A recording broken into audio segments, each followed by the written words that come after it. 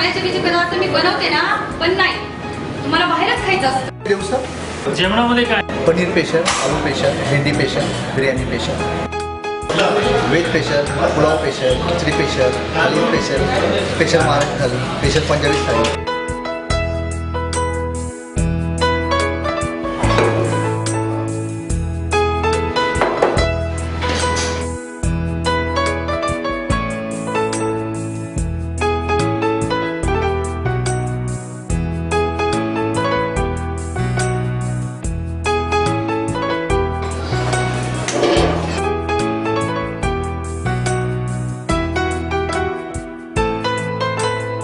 अजून काही देऊ सर?